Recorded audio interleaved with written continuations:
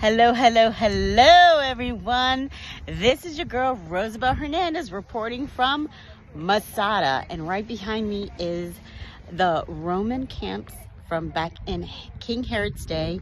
We got the Dead Sea over there and the Judean desert. And Miss Idalia here is with me. And by the way, Idalia reminded me once again that we're like, what, third or fourth generation cousins? Yes, we are. Because our peeps are from Antipuca, and so everybody's related in that town somehow. And how are we related again? Remind the people. Through her dad's side. Okay. Through her dad's side. Okay.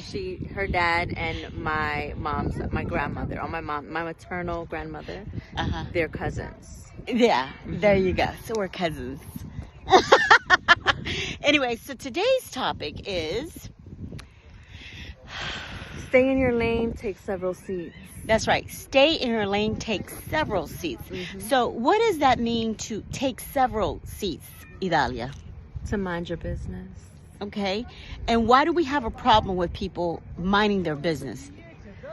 You know what? It's hard to say, pinpoint, but, people just always want, they want to know what other people are doing instead of worrying about what they should be focusing on. That's right. And mind you that Miss Idalia and her husband are very successful entrepreneurs.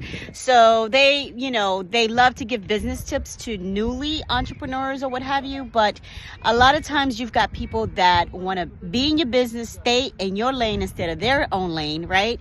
And I know to some people this may not be a major topic or whatever, but how do you come back? How do you deal with people trying to stay in your lane instead of theirs? By continuing to be successful, by working hard and just focusing on what I need to do, and just make sure that I stay in my lane and worry about what's important for me, not because others are looking, but just because it's going to give me satisfaction from my own internal peace. And how long have you and your husband had the business?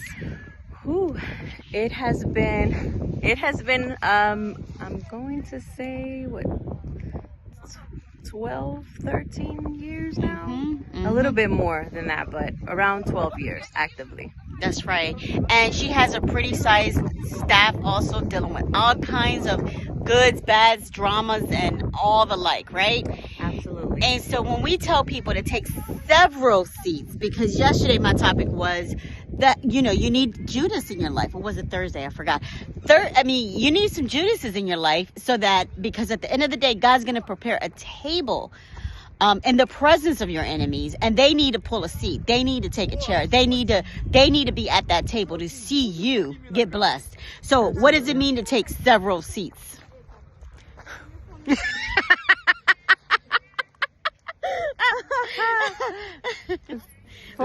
Just be honest. Focus on what you need to focus on. Worry about your stuff. Just make sure that you do what you need to do, not what others are doing or trying to compare yourself to what others are doing. Just focus on you. In other words, mind your business. Okay.